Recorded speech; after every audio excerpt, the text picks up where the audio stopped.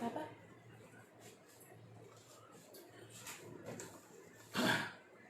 परमेश्वर का धन्यवाद हो। आज शाम के लिए हम परमेश्वर का धन्यवाद करते हैं और सोल विनिंग जो मिनिस्ट्रीज़ है, ये पेज है, अभी इनके संचालक इवेंजलिस्ट डॉक्टर जयंत आइजक का मैं धन्यवाद करता हूँ और पास्टर इमैनुअल जो दुर्ग के हैं उनका भी मैं धन्यवाद करता हूँ कि हम लोग आपस में वचन को बांट सकते हैं और एक दूसरे के हम कांटेक्ट में रहते हैं ताकि परमेश्वर के वचन के द्वारा हम आशीषित हो सकें। बहुत समय से, जब से लॉकडाउन चल रहा है, सभी लेमैन, प्रचारक, पास्टर सब सोशल मीडिया का इस्तेमाल कर रहे हैं और इसके द्वारा परमेश्वर का वचन चारों तरफ फैलाया जा रहा है। हम परमेश्वर का धन्यवाद करते हैं और इसका एक ये भी फ़ायदा ज़्यादा हुआ है कि जो हम आपस में एक दूसरे को नहीं जानते थे, वो भी आपस में एक दूसरे को जान सकते हैं, एक दूसरे की सेवकाई के बारे में हम जान सकते हैं। हम परमेश्वर का धन्यवाद करते हैं इन सारी बातों के लिए। आज जो मैंने खास, चूँकि ये बुधवारी हमारी थर्सडे की बाइबल स्टडी तरीके का है, क्योंकि हमने परमेश्वर के वचन को जो हम लोग काम करते हैं या प्रचार करते हैं, वो जो वीकली मीटिंग्स होती हैं वो मोस्टली बाइबल स्टडीज़ होती हैं और संडे जो होता है वर्शिप डे रहता है हमारा, परमेश्वर की आराधना का दिवस होता है, वो अलग होता है। तो एक बाइबल स्टडी के रूप में बाइबल स्टडी आज जो परमेश्वर ने मेरे मन में डाला है, उस चीज़ को मैं आपके सामने बांटना चाहूँगा। तो सबसे पहले जो मेरा बेस, जो मुख्य आधार, जो वचन का मुख्य आधार की जो मैंने बाइबल में से पद लिया है, वो पाया जाता है इब्रानियों 5 अध्याय और उसका 11 और 12 वचन है। इसके विषय में हमें बहुत सी बातें कहना है जिनका समझाना भी कठिन है, इसलिए कि तुम ऊंचा सुनने लगे हो। समय के विचार से तो तुम्हें गुरु हो जाना चाहिए था, तो भी यह आवश्यक हो गया है कि कोई तुम्हें परमेश्वर के वचनों की आदि शिक्षा फिर से सिखाए। तुम तो ऐसे हो गए हो कि तुम्हें अन्न के बदले अब तक दूध ही चाहिए। अब हमको ये समझना है कि पौलुस जो है बात कर रहा है उन विश्वासियों से जिन्होंने बहुत पहले से प्रभु यीशु मसीह को ग्रहण किया हुआ है, और इन्होंने बहुत पहले से प्रभु यीशु मसीह को ग्रहण किया, और जब ये बार बार विज़िट करता है और एक और विज़िट जब करता है तो वो ये देखता है कि इनकी आत्मिक उन्नति नहीं हो पा रही है। ये प्रभु में आ तो गए हैं, प्रभु यीशु मसीह के ऊपर ग्रहण तो कर लिया है, लेकिन आत्मिक उन्नति नहीं हो रही है। हमारा परमेश्वर जो है, सबसे पहली बात तो हमारी आत्मिक उन्नति की तरफ देखना चाहता है। हम इस बात को पाते हैं 3 यूहन्ना उसका 1 अध्याय और उसका 2 वचन में ऐसा लिखा हुआ है, मेरी यह प्रार्थना है कि जैसे तू आत्मिक उन्नति कर रहा है वैसे ही तू सब बातों में उन्नति करे और भला चंगा रहे। परमेश्वर हमारे परिपक्वता की तरफ विशेष ध्यान देना चाहता है। यदि हम बाइबल में से समझने की कोशिश करेंगे, परमेश्वर हमारी स्पिरिचुअल मैच्योरिटी की तरफ ज़्यादा ध्यान देना चाहता है। अक्सर होता क्या है, देखिए what is the Christian life? मसीही जीवन क्या है? मसीही जीवन इट्स ए मैराथन, है ना, एक लंबी दौड़ है। आप इसको 100 मीटर की दौड़ के समान मसीही जीवन को नहीं जी सकते कि 1 मिनट, आधे मिनट या 60 सेकंड में आपने जल्दी से पूरा करके फिर बोले मैं जीत गया। इस तरह का नहीं है। हमको जीवन में ये बहुत लंबी दौड़ है और इसमें बहुत धैर्य के साथ और बहुत सारी चीज़ें परमेश्वर इसमें देखता है। इन दिनों में अक्सर मैं व्यक्तिगत रीति से लोगों को ये समझाने की कोशिश कर रहा हूँ, जब से कि ये लॉकडाउन हुआ है और महामारी फैली हुई है और लोग थोड़े से घबराए हुए भी हैं और परेशान भी हैं। अनिश्चितता का वातावरण है, अनसर्टेनिटी बहुत है फ्यूचर की। तो ऐसे में people are trying to find out a shortcut to heaven. परमेश्वर यानी स्वर्ग के रास्ते के लिए या प्रभु यीशु मसीह के द्वितीय आगमन के लिए कोई बहुत जल्दी से क्रैश कोर्स बता दे उनको कि वो जल्दी से तैयार हो जाए। इवन इफ आई से, यदि मैं कहूँ कि प्रभु यीशु मसीह कल आ रहा है और हमको जाना है, तो मैं नहीं जानता कि हम लोग कौन सी तैयारी करेंगे और कैसे अपने आप को तैयार करेंगे, क्योंकि आई डाउट कि यदि हम होल नाइट प्रेयर में बैठ जाएं तो नहीं अब मैं तो होल नाइट प्रेयर में बैठ गया हूँ, अब तो मैं पक्का स्वर्ग जाऊंगा। I think there is no condition like that to go to heaven. स्वर्ग को जाने की ऐसी कोई कंडीशन नहीं है, बाइबल में ऐसा नहीं दिया है। तो हमको ये समझना बहुत ज़रूरी है सबसे पहले कि there is no shortcut to heaven. दूसरा, हमको ये समझना बहुत ज़रूरी है कि आखिर हमें ऐसे समय में करना क्या है, और हमको ये समझना है कि परमेश्वर हमसे क्या अपेक्षा करता है कि हम किस रीति से अपने मसीही जीवन को बिताएं। यहाँ पर पौलुस कहता है कि समय के विचार से तो तुम्हें गुरु हो जाना चाहिए था। इसका ये मतलब है हमारी आत्मिक उन्नति में हम बहुत पिछड़ चुके हैं। पौलुस इस तरह से बात कर रहा है उनसे कि I find it difficult to teach you deeper things. वो कह रहा है कि मैं तुम्हें गहरी बातें सिखाना चाहता हूँ, लेकिन अभी भी तुम मुझसे अपेक्षा करते हो कि मैं इस तरह की बातें सिखाऊं जो तुम्हारे लिए बड़ी आसान हो और बहुत आसानी से फॉलो किया जा सके। एक एक एक एक एक एक एक बात को हमको समझना ये बहुत ज़रूरी है कि एक गाना है अंग्रेजी का, you can't go to heaven in a rocking chair, है ना। झूलते हुए कुर्सी में हम स्वर्ग नहीं जा सकते। What I am talking to you, जो मैं आपसे बात करना चाह रहा हूँ वो ये है कि समय के विचार से तो तुम्हें गुरु हो जाना चाहिए था। इसका क्या मेथड निकाला जाए कि मैं पूरी 66 पुस्तकें हैं जो है वो याद कर लूं, या पूरी डॉक्ट्रिन्स का पूरी नॉलेज मुझको मालूम हो जाए, या मैं एक बहुत बड़ा प्रचारक बन जाऊं, मेरी आत्मिक उन्नति को मैं साबित कर सकूं लोगों के ऊपर। बहुत सारी चीज़ें मैं और आप जो है इसको देखना और समझना चाहते। एक चीज़ जो हमको देखना है, और वो ये देखना है कि हम अक्सर जो है मसीही जीवन is not a competition, is not a competition. ये कोई प्रतियोगिता नहीं है।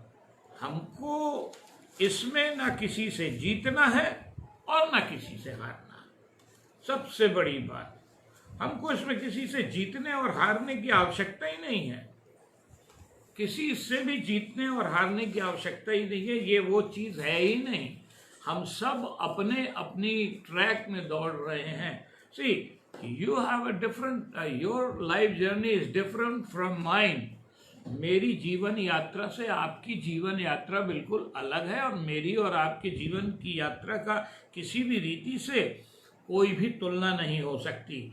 और सवाल इस बात का है कि ना मुझे कि अपनी मसीहत को किसी के सामने साबित करने की आवश्यकता नहीं है, और मुझे अपने आप को किसी से अधिक बढ़ा चढ़ा करके भी बताने की आवश्यकता नहीं।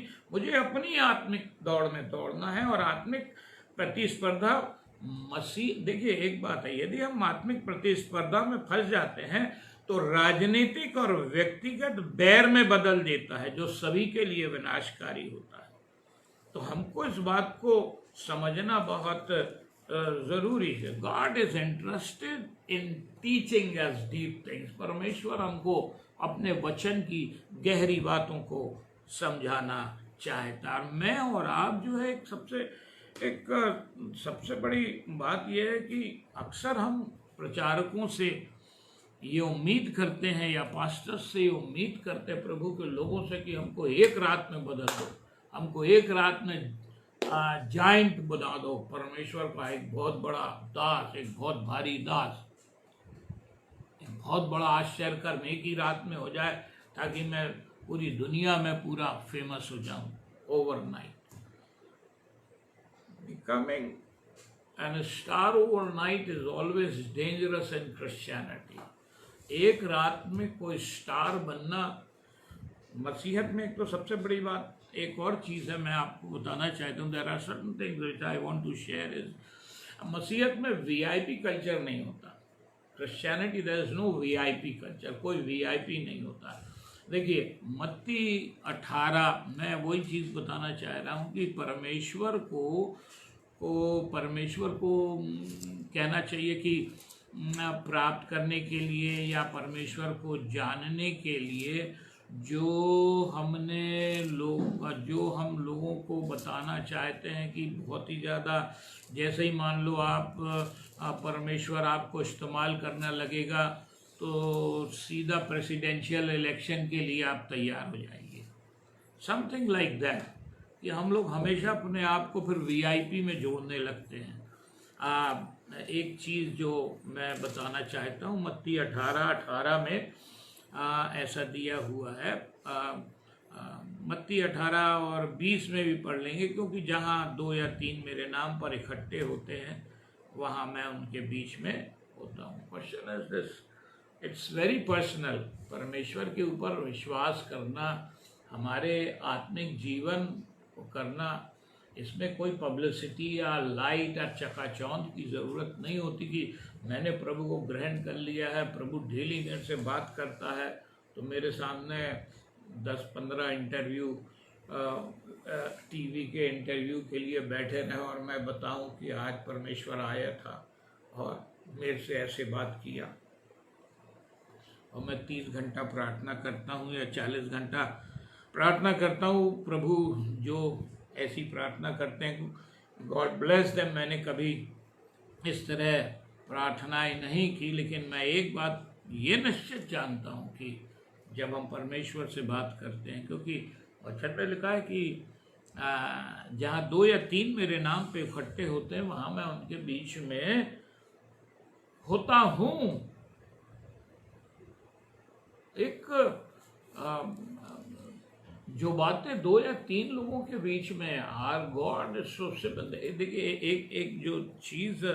एक जो बड़ी चीज़, जो खतरनाक चीज़ जो फरीसियों के साथ और सदूकियों के साथ हुई, वो ये हुई कि they stumbled over the simplicity of God. परमेश्वर का जो साधारण तरीका अपने बेटे को भेजने का था और काम करवाने का था, बोलते हैं अरे क्या नासरत में से कोई अच्छी वस्तु निकल सकती? You know, the Nazareth was a notorious place. जो नासरत वो जगह है वो बड़ी नटखट जगह मानी जाती। थी उस जमाने में, वो कोई बहुत अच्छी जगह नहीं मानी जाती थी। अपन लोग बोलते हैं यीशु नासरी, वो बहुत अच्छी जगह नहीं थी, वो नटोरियस प्लेस थी भाई, इतिहास बताता है। अब सवाल इस बात का है कि सवाल इस बात का है कि अब जो परमेश्वर 2 या 3 पर इकट्ठा होने में, हाजिर होने के लिए, उनके बीच में होने के लिए हाजिर है, उसके लिए इतना ज़्यादा मैं अपने शब्दों में तो यही बोलूँगा कि बाप रे बाप कितना हंगामा करते हैं, क्या क्या नहीं करते हम लोग। And God is so simple, और परमेश्वर इतना सादा, वो इतने सादा मिलने को तैयार है। देखिए, लेट्स कम बैक, कुछ चीज़ों में साथ लेकर के चल रहा हूँ क्योंकि ये बाइबल स्टडी है, इसीलिए कुछ चीज़ों को मैं साथ लेके चल रहा हूँ कि यूहन्ना 4 अध्याय और उसका 23 और 24 वचन अपने को मालूम है। यूहन्ना 4 अध्याय 23 और 24 लिखा है, परंतु वह समय आता है और अब भी है जिसमें सच्चे भक्त पिता की आराधना आत्मा और सच्चाई से करें। अब परमेश्वर ढूंढ रहा है भाई, ये कैसे लोगों को ढूंढ रहा है?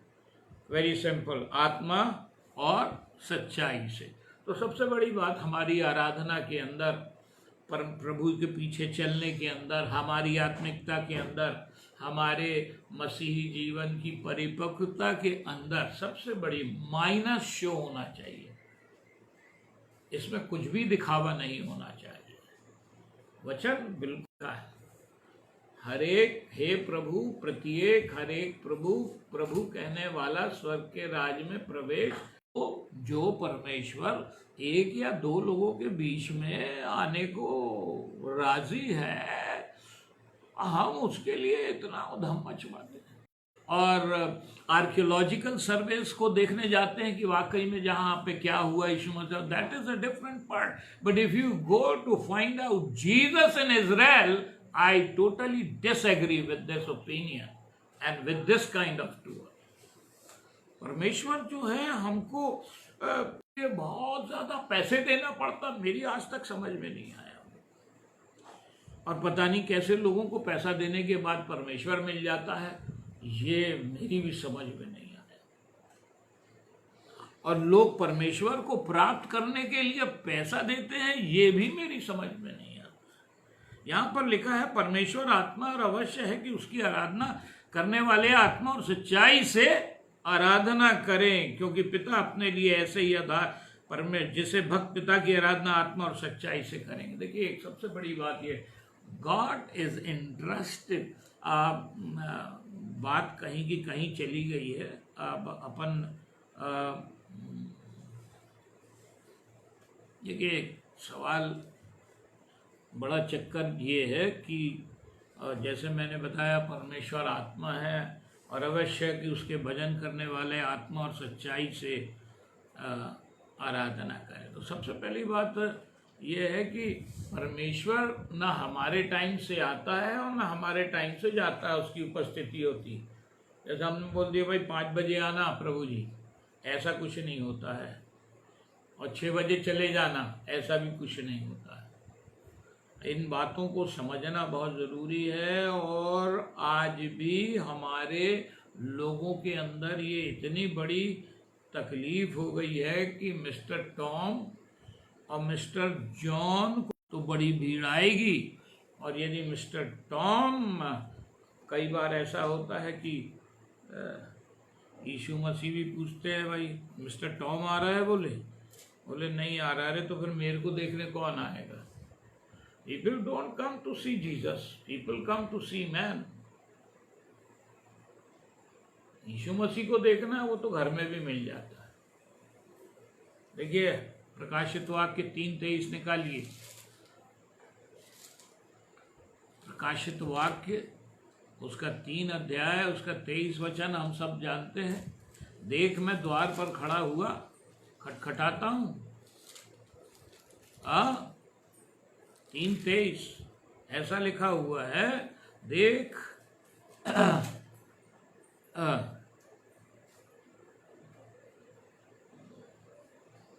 देख 3:20 3:23 में, और वह मेरे साथ। इसका ये मतलब है कि सवाल इस बात का है कि हम परमेश्वर को नहीं ढूंढ रहे हैं, लेकिन परमेश्वर हमें ढूंढ रहा है।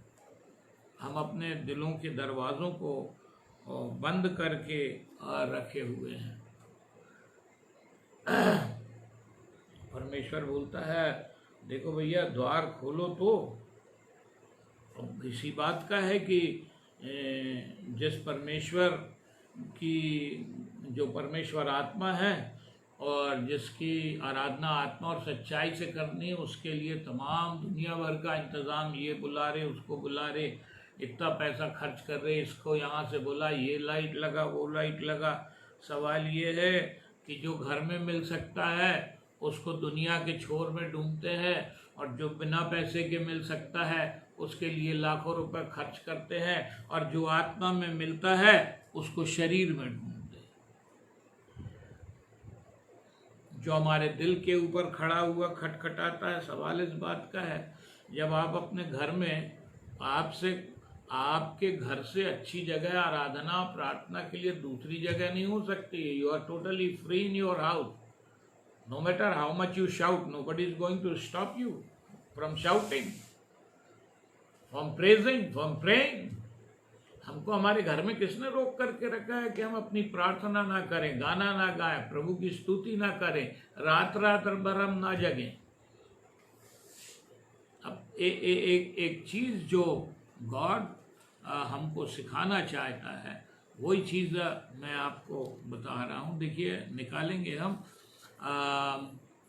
एक्चुअली में प्रॉब्लम ये हो गया है हम लोगों के साथ, उत्पत्ति की पुस्तक, उसका 17 अध्याय, उत्पत्ति की पुस्तक और उसका 17 अध्याय का पहला वचन मैं पढ़ लूँगा आपके सामने।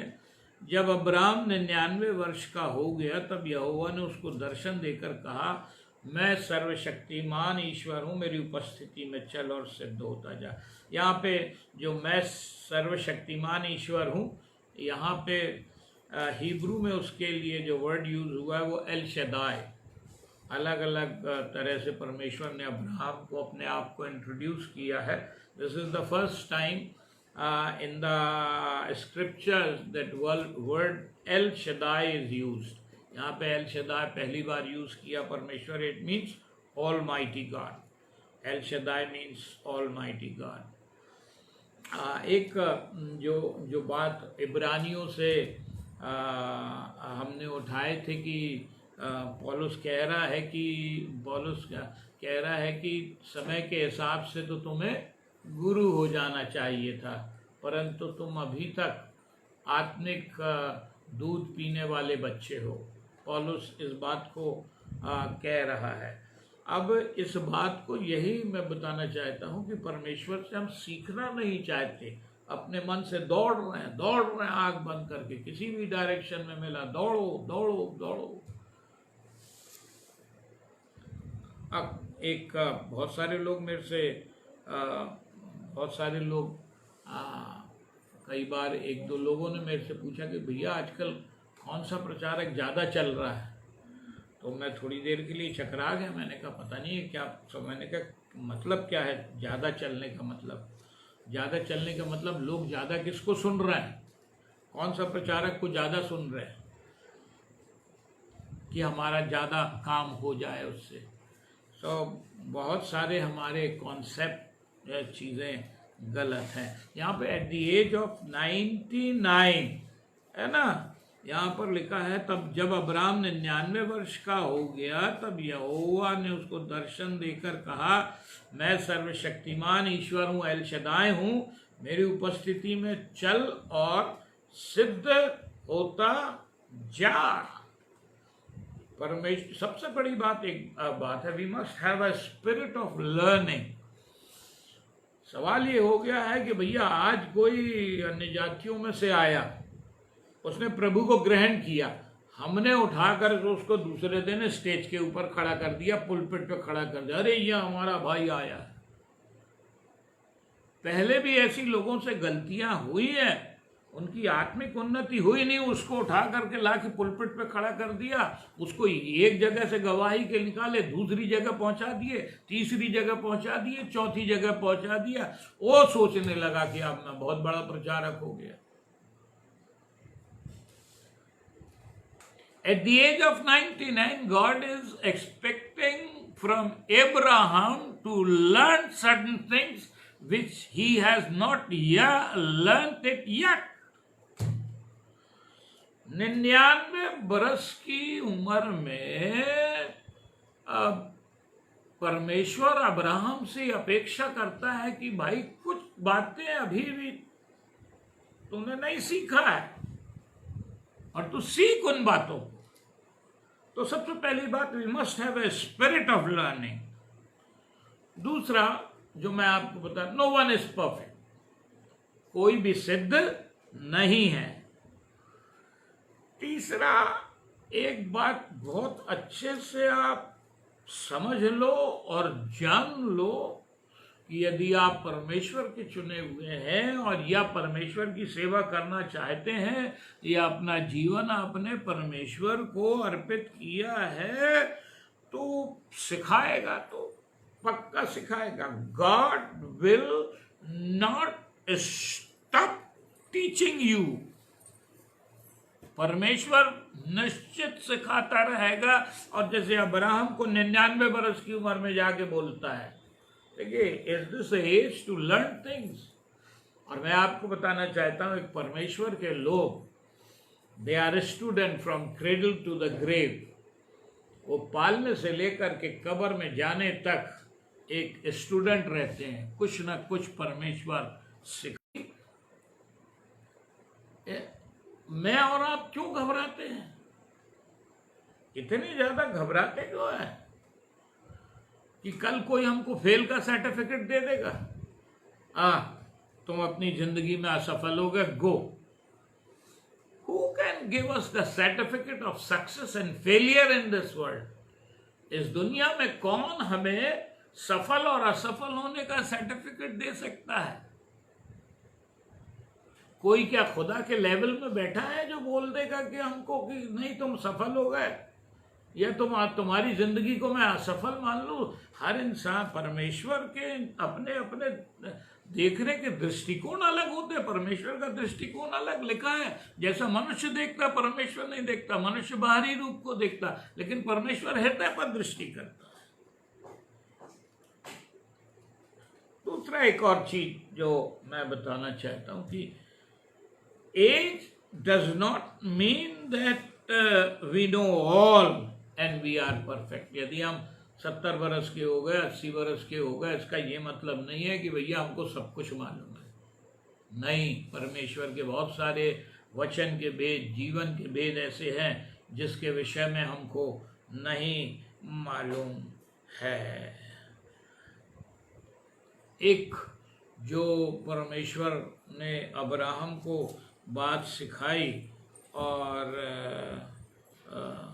वो परमेश्वर ने अब्राहम को सिखाया कि देख भाई, बहुत इत्मीनान से धैर्य के साथ चल। और हम देखते हैं कि जब वो 100 बरस का हुआ तब परमेश्वर ने उसको आइजक दिया, इजहाक दिया अब्राहम को। और परमेश्वर ने उनको परमेश्वर ने धैर्य का पूरा पाठ पढ़ाने के बाद परमेश्वर ने अब्राहम को आशीष दी। तो एक बात हमको ये बातें समझना बहुत ज़रूरी है। दूसरा एक और जो हम बताते हैं कि जब हमको आत्मिक परिपक्वता चाहिए, है ना, एक्चुअली हो ये गया है कि पता नहीं शायद ये कॉन्सेप्ट आ गया है कि कहीं से हमको रेडीमेड क्रिश्चियनिटी मिल जाए and we will go to heaven. जैसे कि एक पैकेज दे दिया जाए कि भैया ये क्रिश्चियनिटी है, तुमको दी जाती है, ये मसीही जीवन है, तुमको दिया जाता है ये पैकेज, जाओ, अब तो तुम्हारे लिए स्वर्ग खुला हुआ है, कोई तुमको स्वर्ग में रोक नहीं सकता। मैं नहीं सोचता कि किसी के पास अभी कोई भी प्रभु का दास कोई ऐसा क्रैश कोर्स तैयार किया है या प्रभु का कोई सिलेबस ऐसा है जिसमें कि ये बोला जा सके कि कल प्रभु आ रहा है और तुम तैयार हो और तुमको कोई रोक नहीं पाएगा। देखिए प्रेरितों के काम की अच्छा दूसरी बात, एक और बात, एक चीज और है। प्रेरितों के काम की पुस्तक को निकालेंगे हम और उसका मेरा ख्याल 17 अध्याय, प्रेरितों के काम की पुस्तक और उसका 17 अध्याय, और उसमें ऐसा लिखा है ये लोग तो थिस्सलुनीकी के यहूदियों से भले थे और उन्होंने बड़ी लालसा से वचन ग्रहण किया और प्रतिदिन पवित्र शास्त्रों में ढूंढते रहे कि ये बातें यूं ही है कि नहीं। वचन में लिखा है, अंग्रेजी में लिखा है कि they search the scripture, they search, खोजते थे, पन्नों को पलटते थे। अभी तो भाई किस्सा ये है कि मीटिंग से आने के बाद बाइबल जो शेल्फ में गई तो है गई। देखिए एक मेरे को बहुत पुराना गीत याद आ रहा है, उसकी एक लाइन में आपको गा के सुनाता हूँ। और ये देखिए सवाल ये है कि जो रियल क्रिश्चियनिटी है is without glamour, is without dazzling lights, चकाचौंध लाइट, पैसे, इन सब से दूर है। जो रियल क्रिश्चियनिटी है, जो बिब्लिकल जो कॉन्सेप्ट है मसीहत का, वो इन सब बातों से दूर है।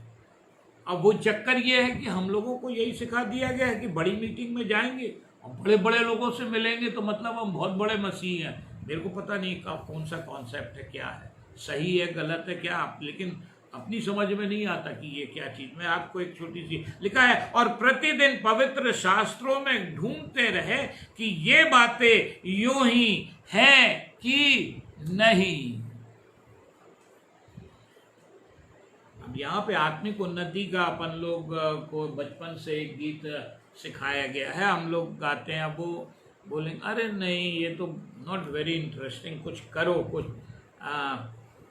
कुछ ताम झाम होना चाहिए। कौन सा, एक चीज मैं आपको बता, वो है बाइबल पढ़ो, दुआ करो, दुआ करो, दुआ करो, बाइबल पढ़ो, दुआ करो कि तुम बढ़ते जाओ, कि तुम बढ़ते जाओ, कि तुम बढ़ते जाओ। Read your Bible, pray every day, pray every day, pray every day. Read your Bible, pray every day, that you follow me. एक परमेश्वर, अब सवाल ये बात का है कि देखिए कि इन बातों के लिए ये बहुत सिंपल चीज़ें हैं। क्रिश्चियनिटी में बहुत ज़्यादा चमक धमक और ये सब है ही नहीं, पर हमें प्रभु यीशु मसीह ने बहुत आराम से पहाड़ में नदी के किनारे प्रचार कर दिया, भीड़ में चला गया, सारी बातें चला है। लोग उसको दबाए देते थे, इसीलिए वो पहाड़ पे चढ़ जाता था। नदी में नाव, झील में किनारे नाव लगा के ताकि वो पानी में ना उतर सके। ये लोग तो थिस्सलुनीकी के यहूदियों से भले थे और उन्होंने बड़ी लालसा से वचन ग्रहण किया और प्रतिदिन पवित्र शास्त्रों में ढूंढते रहे कि ये बातें यूं ही है कि नहीं। we need to search the scriptures। हमको पवित्र शास्त्रों में ढूंढना है। अभी कितनी ऐसी बातें हैं प्रभु यीशु मसीह के बारे में ही जिनको हमको अभी नहीं मालूम है।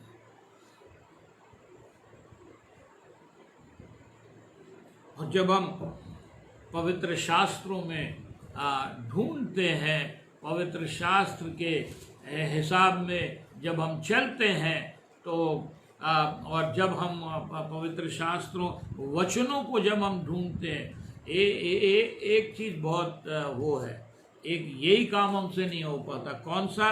पवित्र शास्त्रों में ढूंढते रहे, और यही चीज़ हमसे नहीं बनती है। हम लोग ये चाहते हैं, नहीं भैया परमेश्वर एक चमत्कार कर दे, ऐसा चमत्कार कर दे कि बस सबको मैं बता दूं। हाँ, क्या करूं? बोले आज रात मेरे को स्वर्ग ले जा, फिर मैं कल गवाही दूंगा कि मैं स्वर्ग गया था। अब सवाल एक प्रभु आशीष दे, जो दर्शन देखते हैं, दर्शन गलत नहीं है, स्वप्न और दर्शनों की बात बाइबल में है। I am not condemning that, but the thing which is already available in the word of God, you don't believe the 66 book and you want to have your separate experience with the Lord and say, Lord, this is my experience, and let people know. What about these 66 books? ये 66 पुस्तकों का क्या होगा? जब हम आपके ही अनुभव को सुनेंगे तो फिर ये 66 पुस्तकों को कैसे पढ़ेंगे? और जो ऑलरेडी हमको इसमें पहले से दे दिया गया है कि स्वर्ग क्या है, नरक क्या है, इन सारी बातों के लिए तो हमको फिर दूसरी एक्स्ट्रा इंफॉर्मेशन की जरूरत क्या? Bible is all sufficient to believe in heaven and earth and angel and God and Satan and creation and everything that is given in the Bible, that is enough. We don't need extra information from.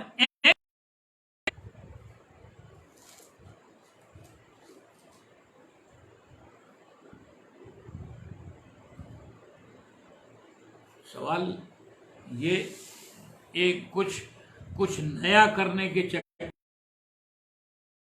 चक्कर में, कुछ बड़ा करने के चक्कर में ही सब हम लोग गड़बड़ करते हैं. And we don't follow the rules. जो परमेश्वर के वचन का जो रूल है उसको हम लोग फॉलो ही नहीं करते हैं. देखिए, पहला कुरिन्थियों 3 अध्याय 2 वचन. पहला कुरिन्थियों 3 अध्याय 2 वचन.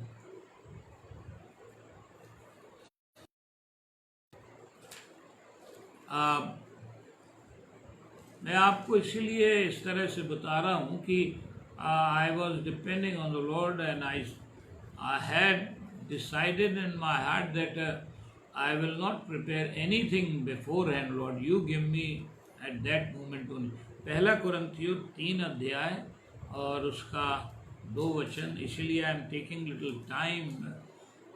नेट के ऊपर जो बहुत ज़रूरी रहता है टाइम को मेंटेन करना.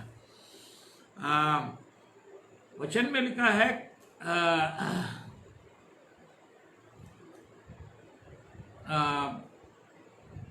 मैंने हे भाइयों, मैं तुमसे इस रीति से बातें ना कर सका जैसे आत्मिक लोगों से, इस रीति से बातें ना कर सका जैसे आत्मिक लोगों से, परंतु जैसे शारीरिक लोगों से और उनसे जो मसीह में बालक हैं. मैंने तुम्हें दूध पिलाया, अन्न ना खिलाया, क्योंकि तुम उसको नहीं खा सकते थे, वरन अब तक भी नहीं खा सकते हो, क्योंकि अब तक शारीरिक हो, इसलिए कि जब तुम में डाह और झगड़ा, तो क्या तुम शारीरिक नहीं और क्या मनुष्य की रीति पर नहीं चलते? क्योंकि जब एक कहता मैं पौलुस का हूं और दूसरा मैं अपोल्लोस का हूं, तो क्या तुम मनुष्य नहीं? अब कुरिन्थियों, देखिए कुरिन्थियों की कलीसिया में पूरे 9 वरदान काम कर रहे थे, बड़े बड़े काम हो रहे थे. तब तो कुरिन्थ की कलीसिया को पौलुस पूरे वरदानों के विषय में बताता, अन्य भाषाओं के विषय में बताता है, भविष्यवाणियों का बड़ा डिटेल में दिया, अन्य भाषा के विषय में बड़ा डिटेल में दिया, पवित्र आत्मा के बपतिस्मे के बारे में बहुत डिटेल में. इनके कुरिन्थ की कलीसिया में बहुत सारी बातें हो रही थी. बट व्हाट इज सेइंग, परंतु आगे क्या कह रहा है? तुम शारीरिक हो, ऐसी बातें नहीं कर सका. एक एक कॉन्सेप्ट या एक हमारा जो गलत नोशन है, वो गलत फहमी है, उसको मैं बता देना चाहता हूँ। परमेश्वर जो हमें किसी भी वरदान में इस्तेमाल करता है, वो इसलिए नहीं कि हम परफेक्ट हैं, वो इसलिए नहीं कि हम बहुत मैच्योर्ड हैं, वो इसलिए नहीं कि हम वचन को और 66 पुस्तकों को जानते हैं। वो अपने अनुग्रह में अपने काम के लिए जिसको भी चाहे इस्तेमाल कर ले। It is not because we are, हमारे अंदर वो एबिलिटी है, योग्यता है, तभी परमेश्वर, बिल्कुल नहीं। परमेश्वर ने लिखा, इसीलिए तो वचन को रोमियो बोलता है कि परमेश्वर ने जगत के मूर्खों को चुन लिया। तो यहाँ पर हम देखते हैं कि वो कह रहा है कि कुरंत में कह रहा है कि 3 अध्याय उसके 2 वचन में वो बोलता है कि अब एक और बात फंसी हुई है मसीहियों के बीच में। जब अक्सर होता क्या है कि कुरंत की कलीसिया में पौलुस भी जाता था, अपोल्लोस भी जाता था, और भी दूसरे प्रचारक जाते थे। उनके विषय में वो बोलता है कि अपोल्लोस कौन है, पौलुस कौन है, केवल सेवक जिनके द्वारा तुमने, कोई कहता पौलुस का, कोई कहता अपोल्लोस का, कोई कहता कैफा का, और कोई कहता कि मैं तीनों का नहीं हूं, मैं यीशु मसीह का हूं ना। क्वेश्चन ये हो गया है कि आज भी यही परिस्थिति में हम फंसे हुए हैं। हमारे अपने फेवरेट प्रीचर्स हो गए, हमारे अपने फेवरेट लोग हो गए हैं कि भाई हमारा ये फेवरेट प्रीचर है, हम तो इसी की सुनते हैं और इसी की भविष्यवाणी के ऊपर विश्वास करते हैं। अब पौलुस कहता है, भैया अपोल्लोस कौन है, भैया कौन है अपोल्लोस, पौलुस कौन है, कैफा कौन है। अब कुछ ऐसे थे कि वो तीनों को नहीं मानते थे, ना पौलुस, ना अपोल्लोस, ना कैफा। बोले हम तो यीशु मसीह के, हम तो सिर्फ यीशु मसीह को डायरेक्ट विश्वास करते हैं। कुछ ऐसे भी हैं। और आज भी हमने अपने फेवरेट बना के रखे हुए हैं।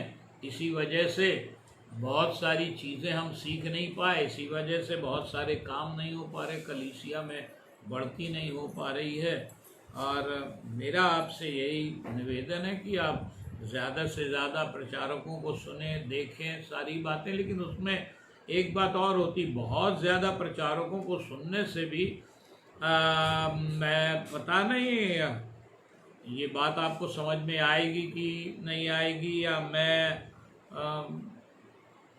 मेरा अंत में सिर्फ यही कहना है, अंत में बंद कर रहा हूँ अभी मेरा यही कहना है कि आप किसी के बहुत ज़्यादा इन्फ्लुएंस में रह करके मत चाहिए। बहुत ज़्यादा इन्फ्लुएंस में रहने से परमेश्वर का आत्मा हमसे बातचीत नहीं कर पाता। हमने इंसानों को खुदा बना के रख लिया, हमने प्रचारकों को खुदा बना दिया, अपना खुदा बना दिया। अब चक्कर ये हो गया है कि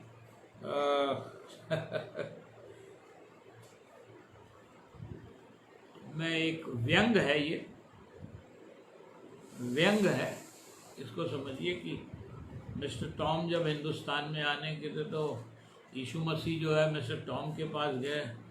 बोले कहाँ जा रहे हो, फलानी जगह मीटिंग में जा रहे हो। बोले हिंदुस्तान में। बोले हाँ मैं जा रहा हूँ, भारत इंडिया जा रहा हूँ प्रचार करने के लिए, उन लोग ने बुलाया। तो बोले मेरे को भी ले चल भाई। तो मिस्टर टॉम बोलते क्यों, आप क्यों नहीं अकेले चले जाते, यीशु मसीह मेरे साथ जाने की ज़रूरत क्या है आपको, मैं क्या, आप तो अकेले भी जा सकते हैं। अरे बोले नहीं, मैं अकेला जाता हूँ तो लोग मुझे पहचानते नहीं। बोले मिस्टर टॉम को लेके आओ, मिस्टर टॉम को लेकर के आओ। जब तक मिस्टर टॉम के साथ नहीं आओगे तो यीशु मसीह आप पहुँच वाले नहीं हो, क्योंकि आप क्या मिस्टर टॉम को जानते हो। बोले नहीं भाई, हम तो मिस्टर टॉम को नहीं जानते, हम तो यीशु मसीह हैं। बोले नहीं नहीं नहीं, दैट इज, ये बात यहाँ तक पहुँच चुकी है साहब। विश्वासियों की जिंदगी में ये बात यहां तक पहुंच चुकी है, जबकि अब कोरोना है, चारों तरफ पेंडेमिक फैला हुआ है, ऐसे समय में भी फोन कॉल्स विदेशों में जा रहे हैं कि हमारे लिए प्रार्थना करो।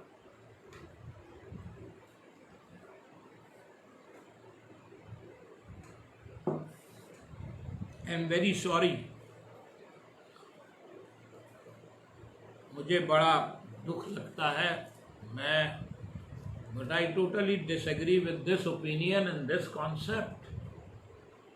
यीशु मसीह बोलता है जहां या 2 या 3 मेरे नाम से इकट्ठे होते हैं, उनके बीच में मैं उपस्थित होता हूं। देख, मैं द्वार पर खड़ा हुआ खटखटाता हूं।